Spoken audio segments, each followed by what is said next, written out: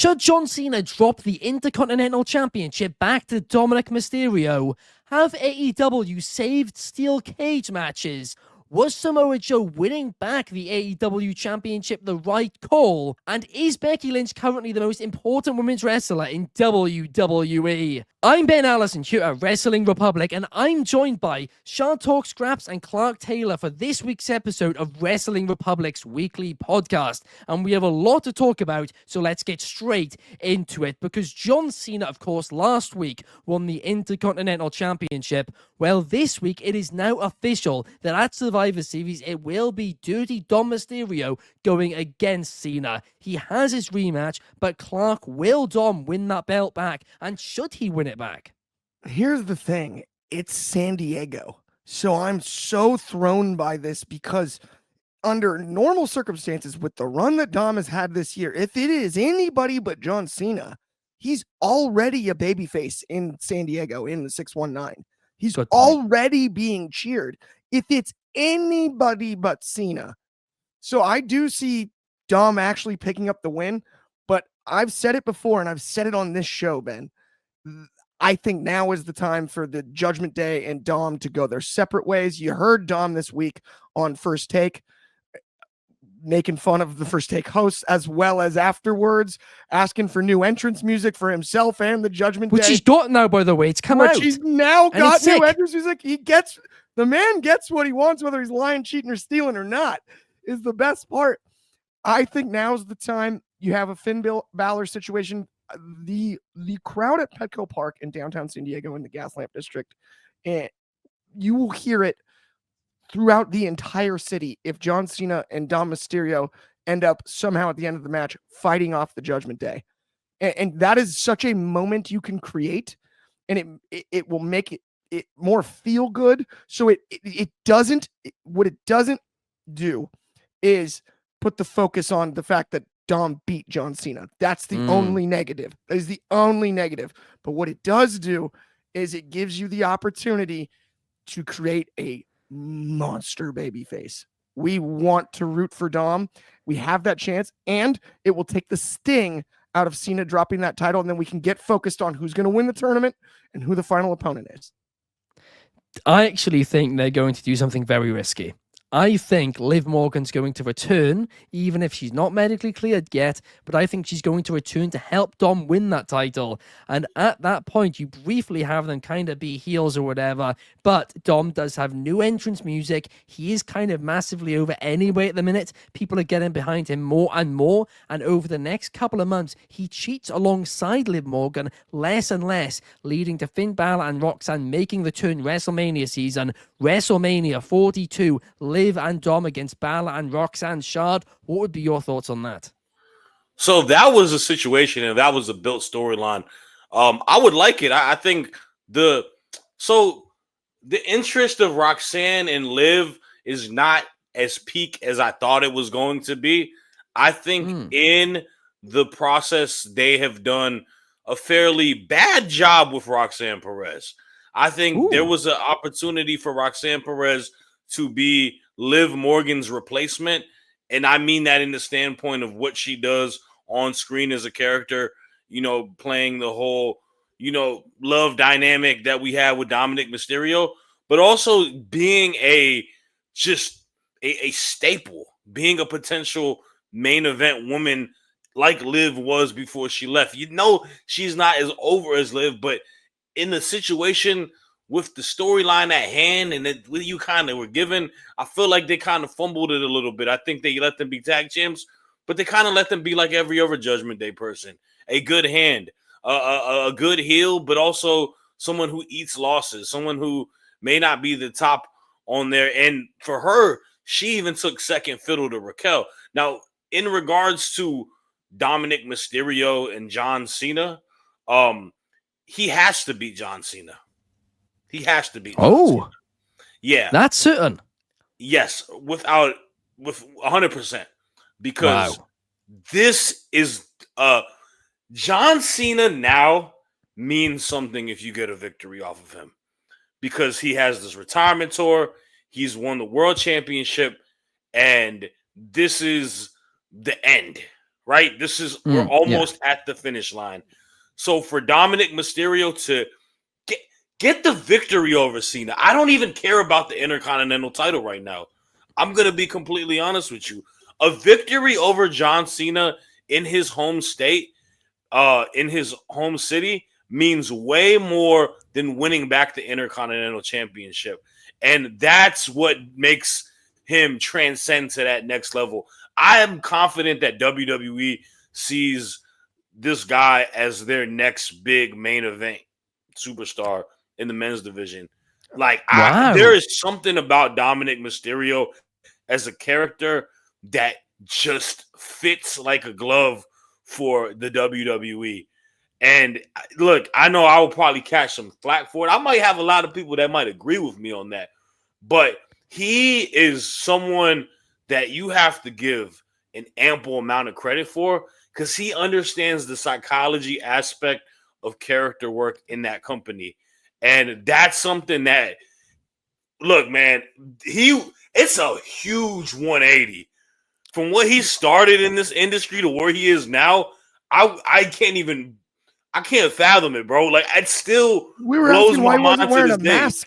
Like, not that long ago, we were asking why he doesn't wear a mask. Like, it's incredible. He was a loser when he was in the PC, bro. Think about how many mullet wigs, if it comes with a mustache, that they will move the day he actually finally officially becomes a babyface. I mean, it will be, they'll sell a bazillion with a stick-on mustache and a mullet wig. Stop it. They'll sell 100 billion of them. He will lead the world in merch. The kid's got a swagger to him, bro. It's the swagger. Like, he's got a sense of confidence. You know who there is one factor, though, which we haven't touched upon, and that is the fact that, obviously, the reason, in my opinion, this needs to happen is because Cena has that IC title. He's retiring next month, and we all think, I think at this point at least, that it's going to be Gunther. I'm hoping for Carmelo. I think almost certainly it's going to be Gunther. Yeah. And we cannot, under no circumstances, see another one from Gunther. No. And give it back to Dom. Also, I think the Sheamus injury in the tournament is like, now get the IC title off of Dom, off of Cena and onto Dom now. Right? Yeah. Like the Sheamus injury left at least a little room for maybe Cena retains, and then you do the Cena Sheamus thing. Now that that's off the table, the only other choice logically is Gunther, as you mentioned there. If it's for the IC title, especially, right? And I just, that doesn't make any sense to me. But you know who Dom is, by the way, of characters wise? Who? He's Stewie Griffin from Family Guy. He's a lovable genius that's delusional.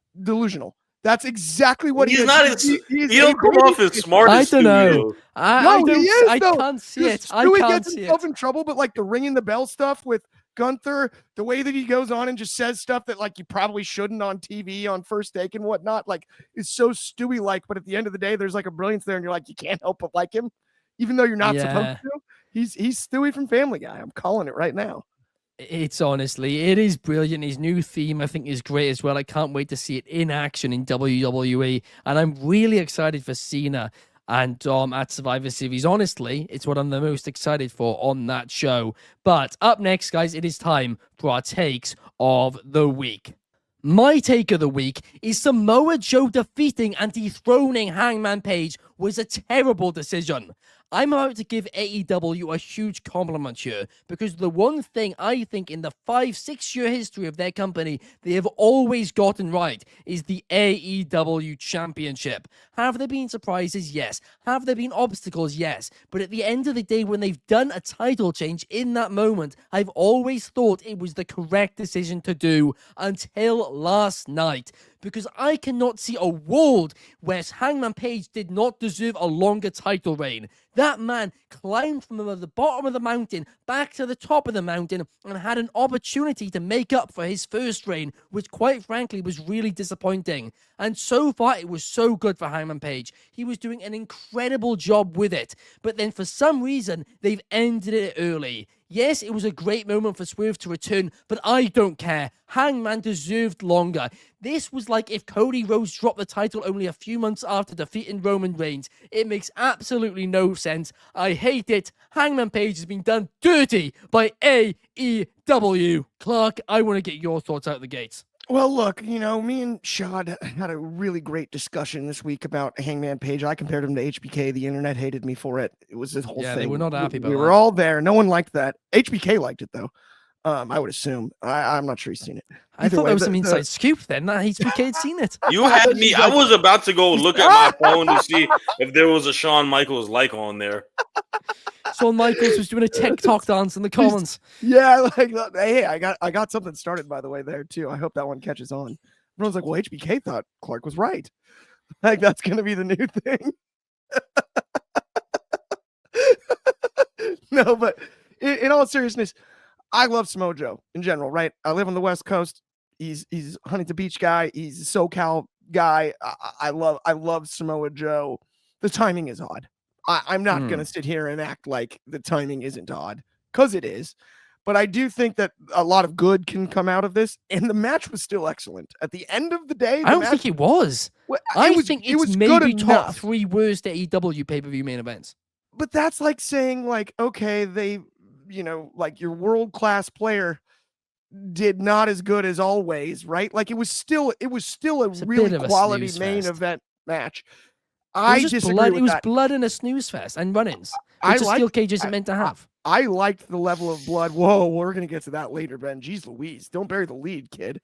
What are you doing, man? Don't bury the lead, kid. Brother, hang on. We'll get to that subject later, okay? But I'm just talking about your take here. And yeah, in my opinion, it was too early for Hangman Page. But if it's going to be Joe, we can figure this out on the other end of it. And I truly don't have too many. I'm less upset about it than you, but I absolutely see where you're coming from, because it could lead to potential disaster actually down the road. I think this is one of those that can either look better, way better in the future when we look back upon it in hindsight, or way worse, and there's really no middle ground. That's the scary part about this one. It's either going to look... He's been done dirty regardless. Even if it's a good reign by Samoa Joe, I don't care.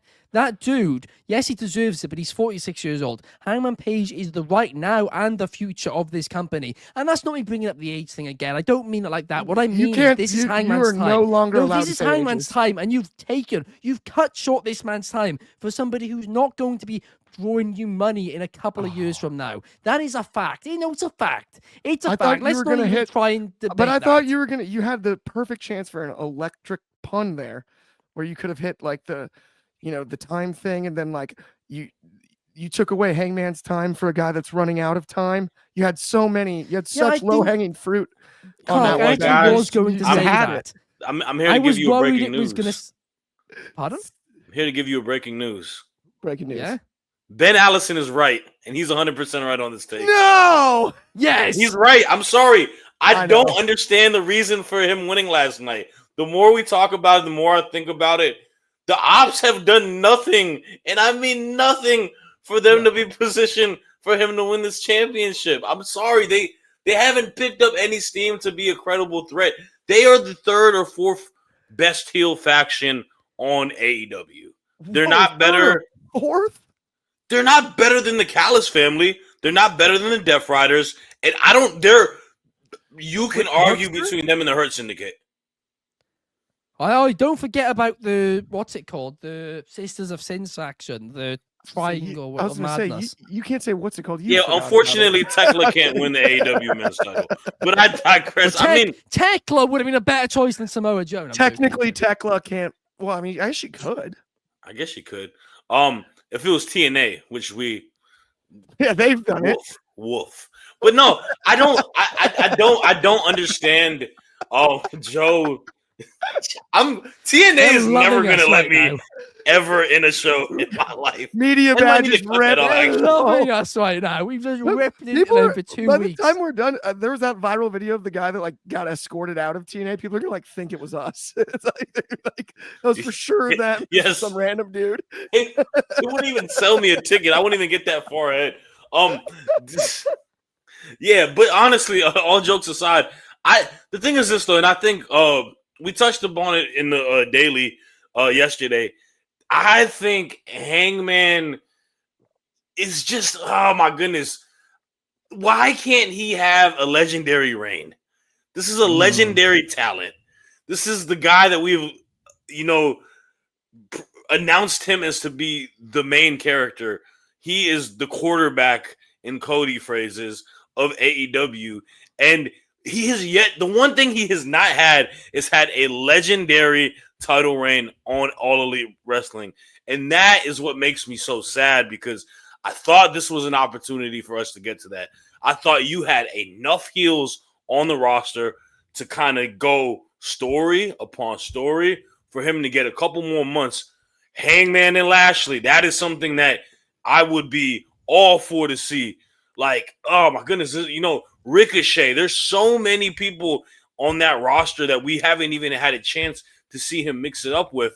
And now we're going back to the storyline in the same 3 guys. And that is where I'm like, I get it. I know the chemistry is there. I know they can wheel out great matches. I'm just a little tired of it. I don't need to see Hangman and Swerve right back in the fold. I would like to see them do separate things, walk away from each other from the last time. I don't need to see them as Thunder Buddies. All right? Exactly. They don't need to be exactly. Thunder Buddies for life. No, I will say this, though. Sucks. Just to toot my own horn on the Shawn Michaels comparison, we go back and look at that resume when it comes to Hangman Page. Didn't have very many long reigns. Shawn didn't have very many long title reigns. He won the title often. He was always the face, but he didn't have very many long reigns, so I don't think it is. But I don't think he's winning it back anytime soon, because it's going to be Swerve and then MJF probably. Hangman's just been screwed. He's been screwed. Even if he does win it back, it's pointless. The Swerve conversation has been a big one online, because a lot of people are upset that he's got a new theme song. Raekwon from the Wu-Tang Clan has a verse on it, which is cool. I don't mind it, because I think this is supposed to be a more serious Swerve. I'm sorry, Prince Nana. You're not going to have to dance anymore. You can't dance no more, buddy. Don't even bring your coffee anymore. Here's my thing, though. The guy's a musician. So if we expected him to enter to big pressure the rest of his life, we're out of our minds. He has multiple passions, and he's good at both things, professional wrestling and music. And he cares about it, too. So if we expected him to come out to the same entrance music forever, that would be illogical for somebody like Swerve Strickland to do. And so that's where there's a difference between Swerve getting new entrance music and other performers. I don't agree at all. It's a part of who he is in real life, as we know, and it's part of who he is as a character. He's a musician, so you're going to get new music, and this won't be the last time with Swerve Strickland, because guess what he's doing when he's not wrestling? He's making new music. Yeah, he can make music. It doesn't have to be his theme song, right? Theme songs are a massive part of a wrestler's identity. That is a fact, right? That is part of your branding. If companies don't change their logos all the time, why? Because then it takes a lot of time for people to really know if it's you or not, especially when it's a change as big as Swerve with this new song. I'm going to have to hear it again, right? I joked last night that he got Death Rebelled. I don't actually think it's that good. It's not that bad. I think it's actually a really good song. I don't think it needed to be changed. I think it was unnecessary, and I think it will hurt Swerve as a result of that, because his theme was so over, and it was an unnecessary change, especially right now. But I'll stand back, and I'll just wait and see where it goes on that one. Brandon, but Clark, it is now time.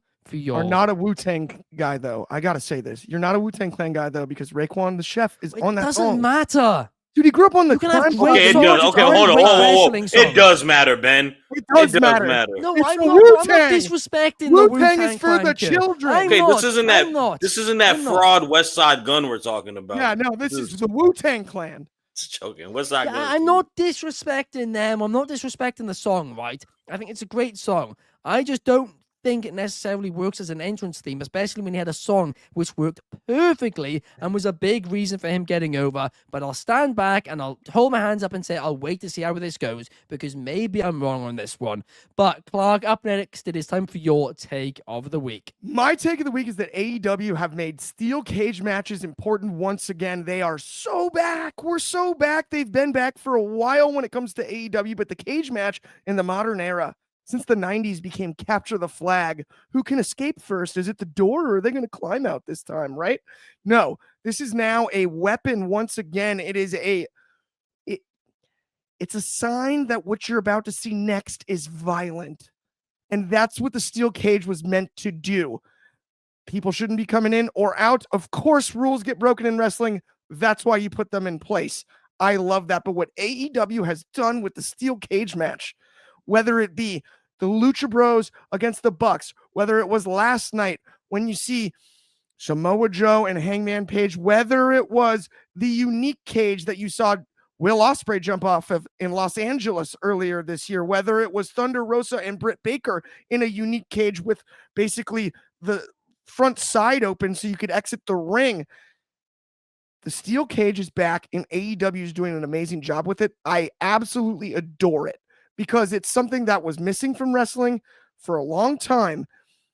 It didn't feel like it mattered when it was a steel cage. You had to escalate deeper than steel cage in rivalries.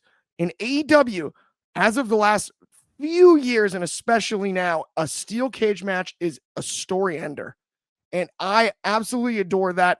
It touches all the nostalgic feels of what a steel cage was supposed to be when I was growing up as a kid, and I think it's awesome. And last night's match was proof of it as well. Do you know what, Clark? Any other week, I would agree with you. But I think you've chosen the worst week ever to do this take, because this is the first time, at least that I can remember in AEW history, where they kind of have embarrassed the rules of the steel cage match. Because last night, that was not keeping anyone out. It was a complete meh. Hawk costed him the victory. It was pointless. It embarrassed the stipulation. I understand it was a heel turn from Hawk. It was meant to be dramatic. It was meant to be unexpected. But even so, this is not the week to say that. I say that to say this. Usually, I do think you're right. AEW have brought back prestige to the cage. Yeah, and I hear where you're coming from on that. Here's what I will say in defense. Rules are meant to be broken in wrestling. There's no doubt about it. There was at least, I mean, the point of that's tag team psychology 101, right? The heels are going to utilize they're going to use all of the 4 count in the corner, right? When the ref's going to give me the 1, 2, 3, 4, right? They're going to use all of everything, all of that.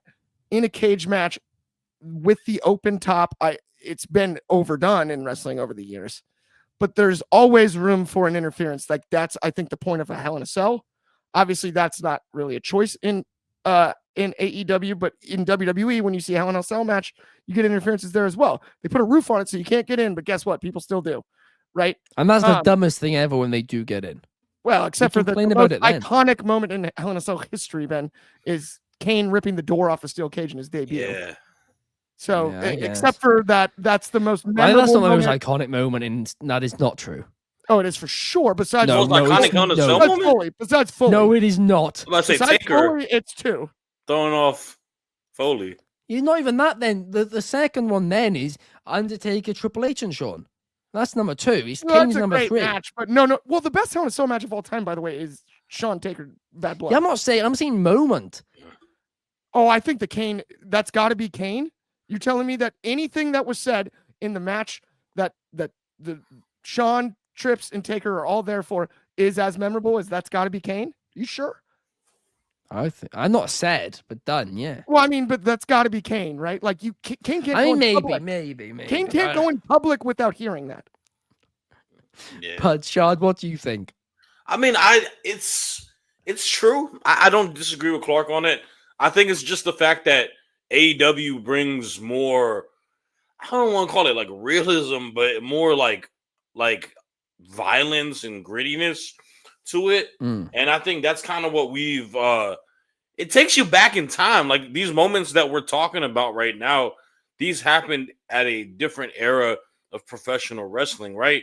And as we've progressed, I think the WWE, whether you want to credit them or whether you want to criticize them, they've definitely toned it down a little bit when it comes to gimmick matches.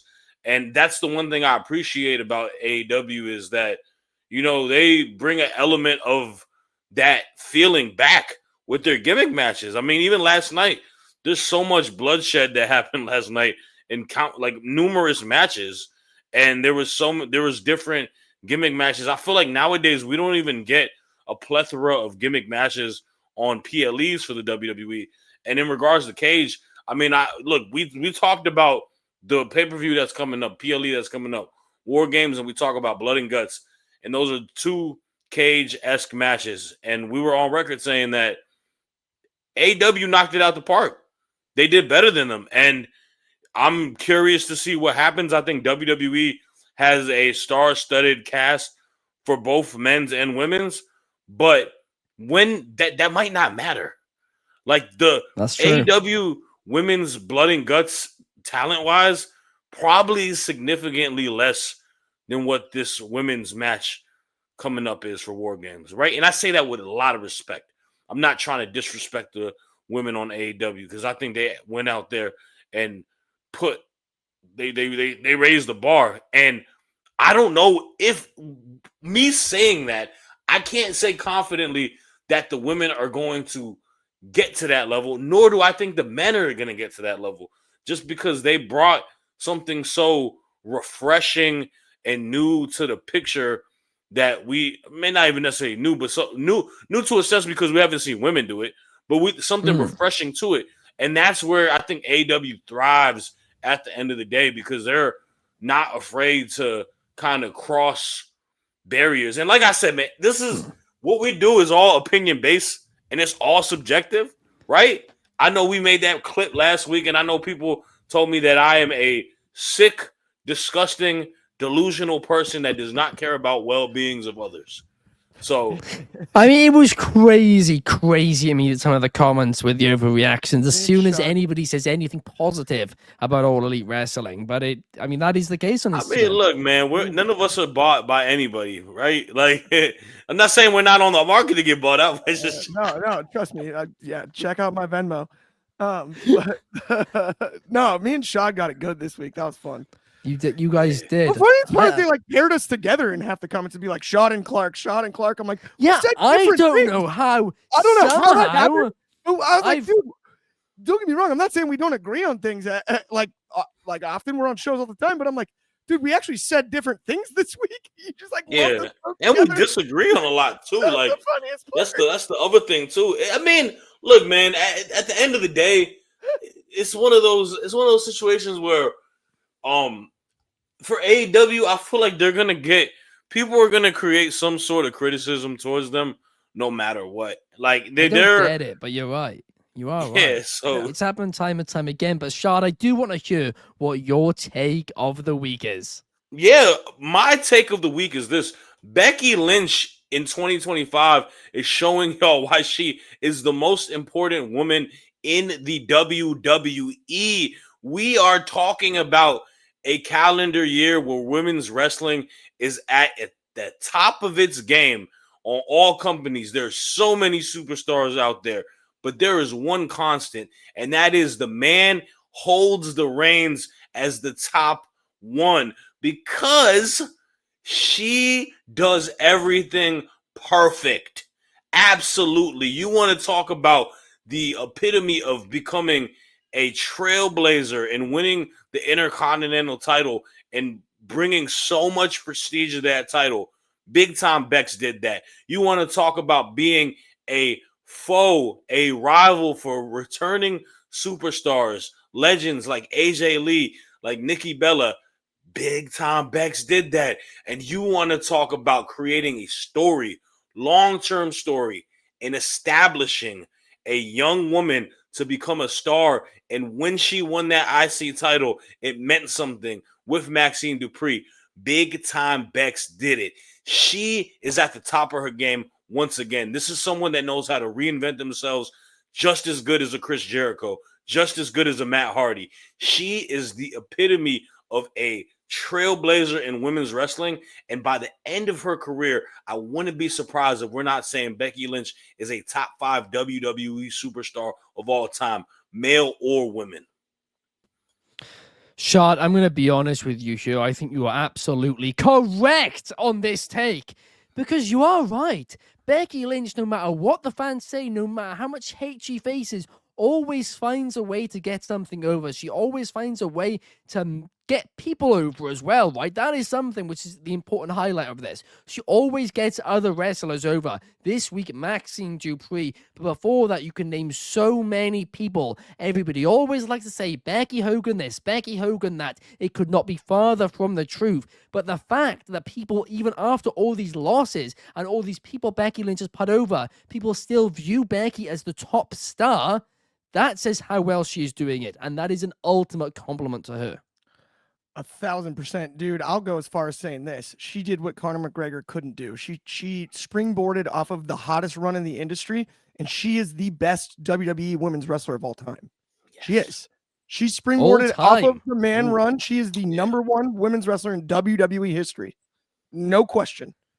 Don't debate me on that because I'll win this one for sure. We're not just saying it. Not. Sports Illustrated is also saying it. Salute to SP3. ESPN is saying it. My mom said it. My wife said it. Everybody said it. My son said he doesn't know words yet, but his cooing meant Becky's the greatest of all time. She is without a shadow of a doubt the greatest women's wrestler of all time. WWE or not, I can't. Yo, it is there. If she retires, there needs to be one person that they need to hire for promo coach. And that is her. She can teach all those people how to cut a promo. And storytelling is some of the most lost aspect in pro wrestling sometimes nowadays.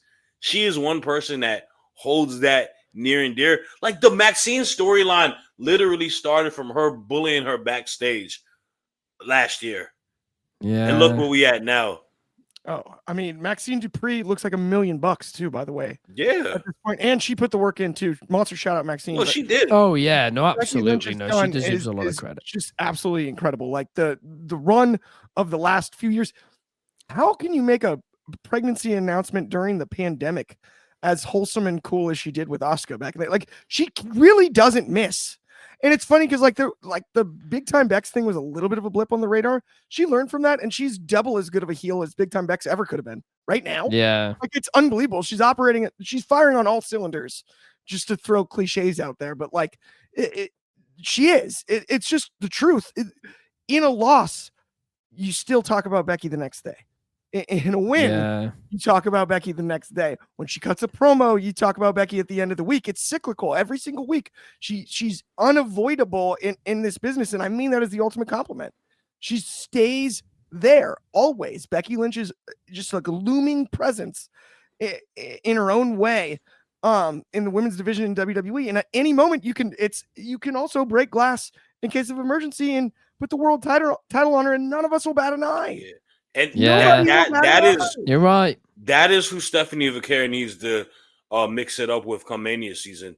Like, I know a lot of people want to see Vaquera versus Rhea Ripley. It needs to be Vaquera versus Becky Lynch. Becky Lynch is a way better storyteller than Rhea Ripley is, and that is nothing against Rhea Ripley. Oh, I think that's a hot take. I mean, I do think I just about agree. I don't know it way better. I think it's a bit better. Ripley on the microphone is not nearly in the same lexicon as Becky. I'll say that. In ring, nowhere near the same as her. Yeah, she's not. There's no conversation there. Exactly. Rhea's definitely better than Becky. Rhea's an ultimate star for sure, but Rhea is better in ring than Becky. She's a better in ring wrestler. I agree 100%. I would actually disagree. I think Becky is more versatile in ring because she can wrestle from underneath or as the heel. And I don't know that Rhea. She's so strong, and this is just a body type thing. I'm not trying to body shape anybody, but she's so darn strong. You have to have like a Raquel or a Nia for her to truly wrestle. Even maybe a Jade Cargill, Bianca. But like it's just harder to book. That's the nature of. That's not Ripley's skill I'm talking about. That's just the nature of just. She's proven she can do it. So that's why I don't agree with that. No. I've seen it too. I'm just saying, Becky, the versatility is more extreme, right? Fair enough then. Well, guys, it is now time to get on to our faction of the week. I'm going to kick us off with the match of the week. And for me, it was a pretty easy choice this week because I'm going with a match in Full Gear, and that is Mark Briscoe versus Kyle Fletcher. I've been on the record at times saying that, I'm not the biggest Mark Briscoe fan, but the fact is he's on a ridiculously good run when it comes to pay-per-views as of late. And Kyle Fletcher, well, listen, he has proved himself time and time again, and once again did it last night. Clark, what's your take? I've got Chris Statlander and Mercedes Moné. I loved that Fletcher match, absolutely. But if you saw the Daily yesterday, you heard me say I thought the match of the night was Stat and Moné, so I'm sticking with it, and that's my pick. Fair enough, Shad. I am going with Kyle Fletcher versus Mark Briscoe as well, Ben. Crowning moment, big time for Mark Briscoe, and I just love the physicality, the spots, the storytelling, the bloodshed. It was a masterpiece what they did yesterday.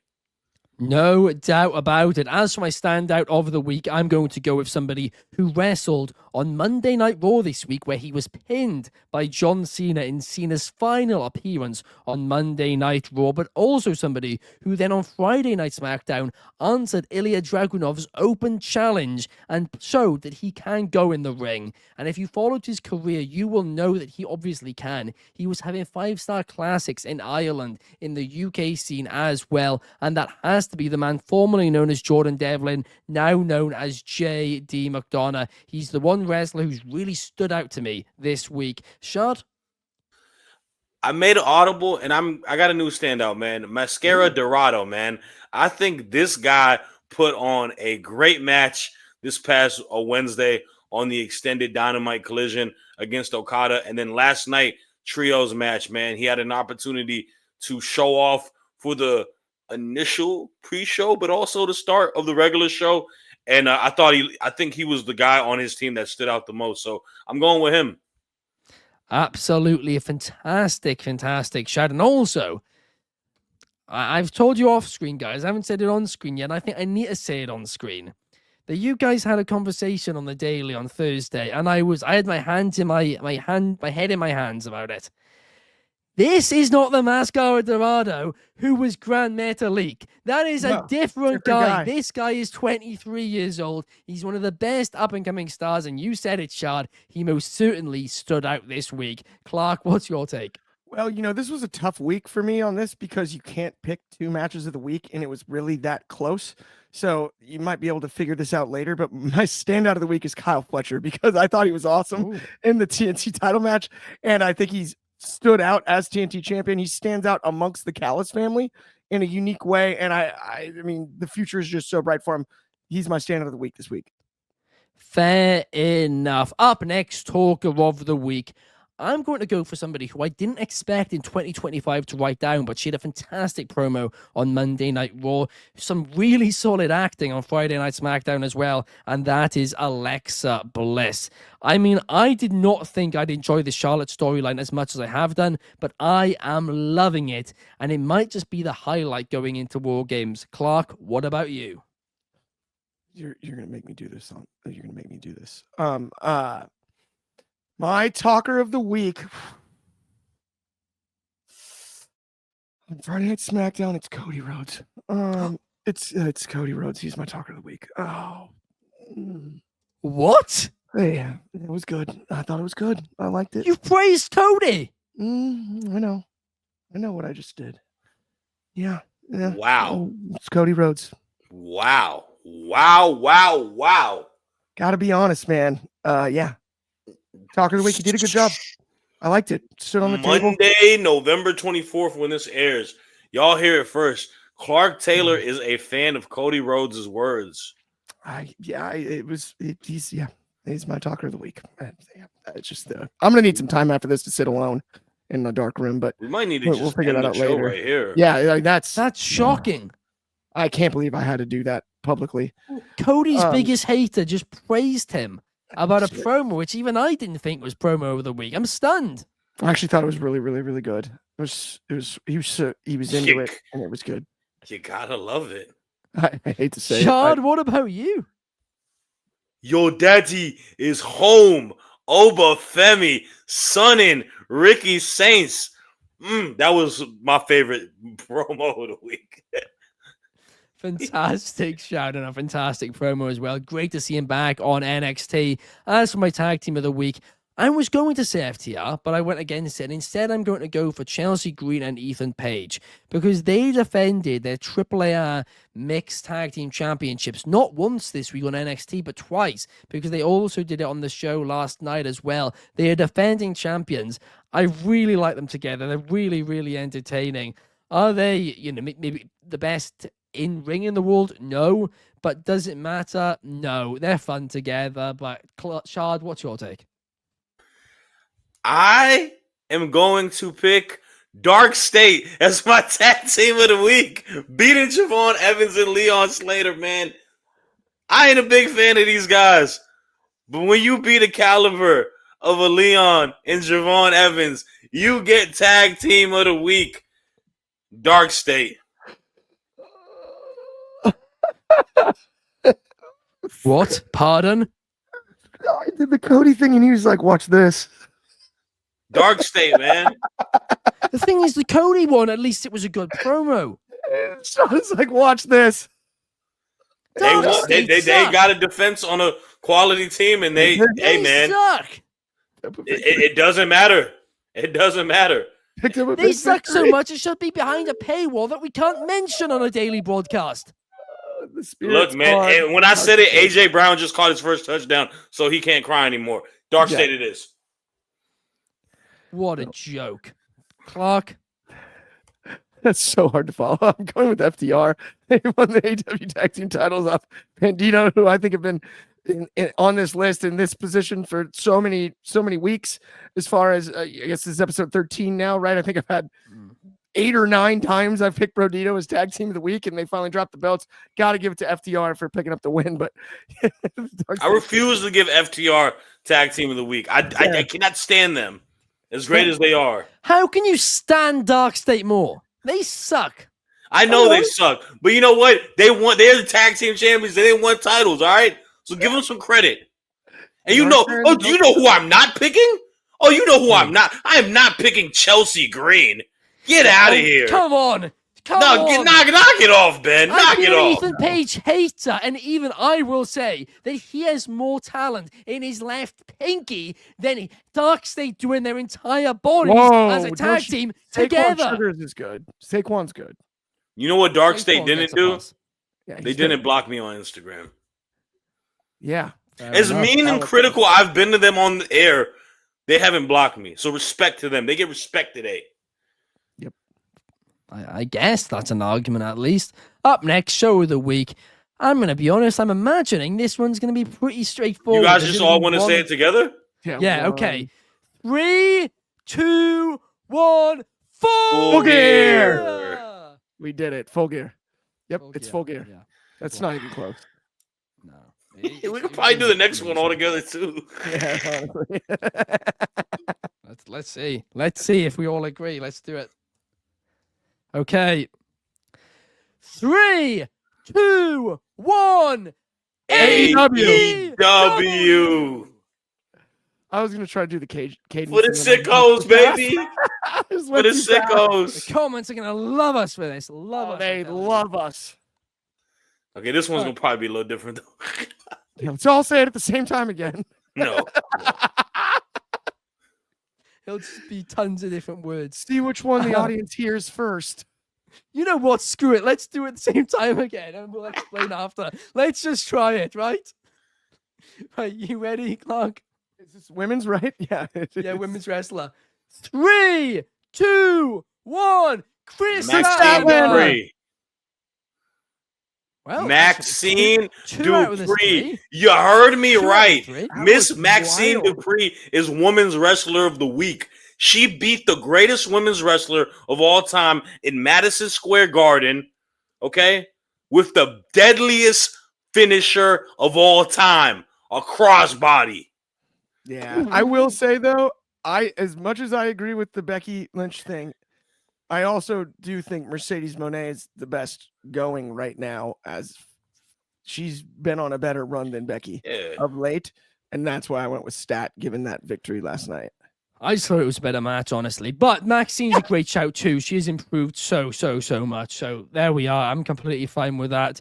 As for men's wrestler of the week, I'll kick us off, and I'm going to go with somebody who wrestled this week on Monday Night Raw in a great match against Gunther. Then NXT in a decent tag team match with Leon Slater. Dark State kind of mucked it up a little bit, but it was still decent. And then another great match last night, a triple threat match in AAA, and that has to be Javon Evans. This guy, 21 years of age, he is ridiculously talented. He is getting in the reps. He is the future of this business, and I'm so excited to see it happen. But Clark, who are you picking? For me, my men's wrestler of the week, I'm really excited to give him the credit that he deserves and the flower he deserves. I kind of gave a little hint when I said my standout in Kyle Fletcher, but it's Mark Briscoe, because we are 2 years removed from the tragic loss of his brother Jay, and it's awful. What he's been able to accomplish since then and is so incredible, and what he did to win the TNT title against a guy like Kyle Fletcher and put on a match like that and all of that. It was such a cool moment. It was such a feel-good moment, but it also didn't feel like a handout. And there's some sort of brilliance to that. Mark Briscoe, bless him, man. What a great week, and what a great win. I absolutely love it. That is a fantastic shout. But Shad, what's your pick? That boy bouncy Javon Evans, bro. Like you mentioned, Madison Square Garden, returning Gunther. That kid is an NXT superstar, and he had one of the toughest fan bases that you can ever win over is a crowd in New York City. And he had that crowd base eating out the palm of his hand because he is that remarkable.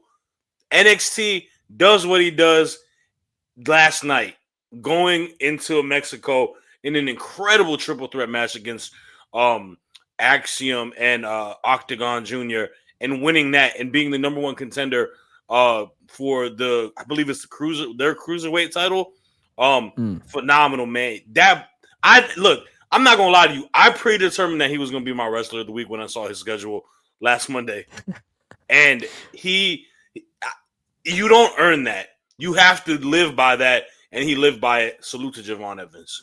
Absolutely. Well, we got a great faction of the week this week with a couple of questionable picks on you, specifically Dark State. That is still the real stain on this graphic here. But that does, guys, bring us. Showed up when I picked Cody for Talker. Shad was like, "Watch this," and hits. I'm definitely, bro. I'm about to go on Amazon and get the mask right now. Sorry, I just wear it on Tuesday this week. Show. That was dumb of me. Oh gosh. Well, guys, that does bring us to the end. Thank you to Shad. Thank you to Clark, and thank you to all of you for watching. If you did enjoy, please like, subscribe, and comment. We will see you guys next week for another episode. Peace.